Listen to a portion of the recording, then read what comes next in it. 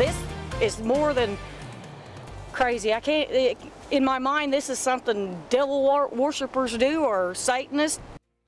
A community on edge tonight after a gruesome discovery in a quiet neighborhood in Tahlequah. Cherokee County Sheriff's deputies say they found the man who's an amputee dead in his backyard. Both his body and his wheelchair burned. 2 Works 2 anchor Corey Duke spoke to neighbors who say they're in shock. Neighbors say they saw what they thought was a bonfire last week, but they thought nothing of it.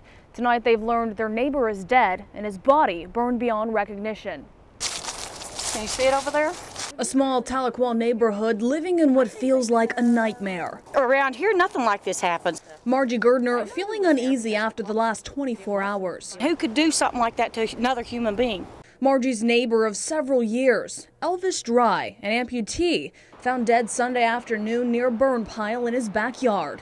Deputies were responding to a welfare check on Fry Street when they found the body burned. A wheelchair found just 15 yards away, also torched in the blaze. Anytime something like this happens, it's sad, especially since he was an amputee in a wheelchair and he's pretty much defenseless. Neighbors like Margie. See that piece of metal laying right there? That's part of that wheelchair. Terrified to know a crime like this played out next door. The reality setting in is scary. It scares me to think that they're that close.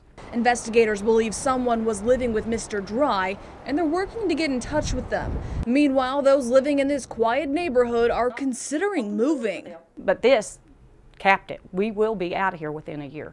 I don't know if I could live there any longer. I mean, I'm like her. I'll probably be moving out. As the investigation continues, neighbors constantly reminded of what happened by the ashes left in the yard nearby. It's pretty gruesome. It's hard to fathom. Dry's body has been sent to the medical examiner for an autopsy. The Cherokee County Sheriff's Department is asking anyone with information to please contact them. From Tahlequah, Corey Duke, 2 Works for You.